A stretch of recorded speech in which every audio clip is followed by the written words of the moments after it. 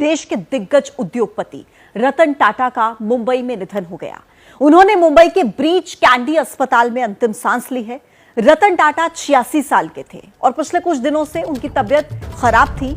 रतन टाटा के निधन की खबर से बिजनेस जगत समेत पूरे देश में शोक की लहर दौड़ गई है। रतन टाटा ऐसी शख्सियत थी जिनके जैसा बन पाना हर किसी के बस की बात नहीं है।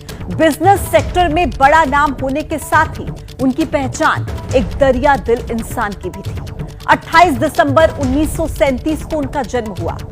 साल 1991 से लेकर 2012 तक टाटा ग्रुप के चेयरमैन वो रहे और इसी दौरान उन्होंने बिजनेस सेक्टर में कई बड़े कीर्तिमान स्थापित करते हुए देश के सबसे पुराने कारोबारी घरानों में से एक टाटा समूह को बुलंदियों तक पहुंचा दिया। उन्होंने देश और आम लोगों के लिए कई ऐसे काम किए जिसके लिए उन्हें हमेशा याद किया जाता रहेगा।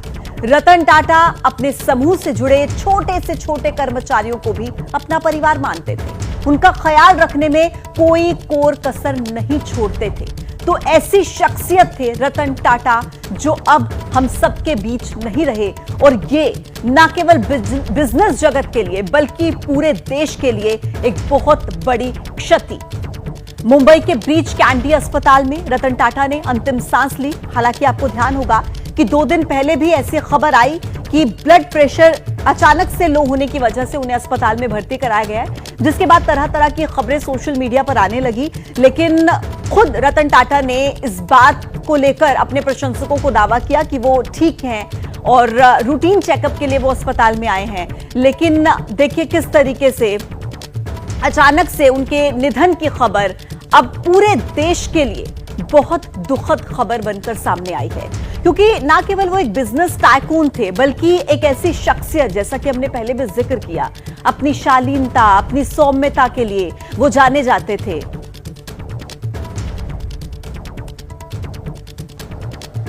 भारत के प्रसिद्ध उद्योगपति रतन टाटा ने मुंबई के ब्रीच कैंडी अस्पताल में आखिरी सांस ली है कि पिछले कई दिनों से उनको ब्रीच कैंडी के अस्पताल में भर्ती किया गया था। ब्रीच कैंडी अस्पताल में आखिरी सांस लेने के बाद उनका पार्थिव अब वो कुलाबा के उनके रहते घर पर लेके आए हैं। जो जानकारी मिली है महाराष्ट्र के मुख्यमंत्री एकनाथ शिंदे और डिप्टी सीएम देवेंद्र फडणवीस से कि सुबह 10 बजे से 4 बजे तक अंतिम दर्शन के लिए रतन टाटा जी का पार्थिव है वो मुंबई के नरीमन पॉइंट के एनसीपीए में रखा जाएगा।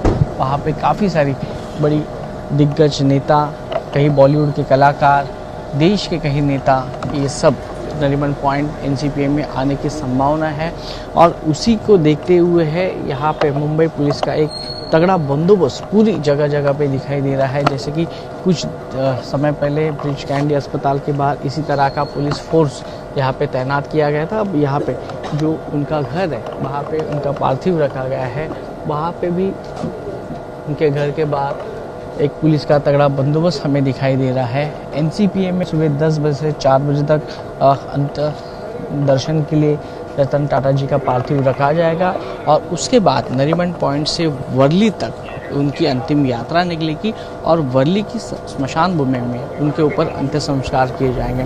तो अब देखना ये होगा कि यहाँ पे पुलिस प्रशासन पूरी तरह से तैयार है।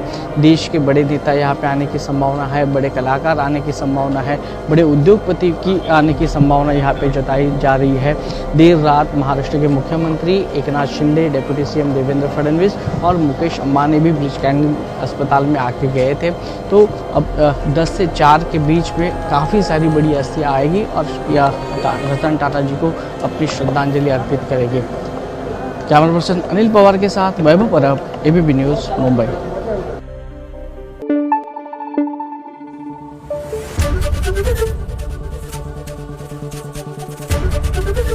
एबीपी न्यूज़ आपको रखे आगे।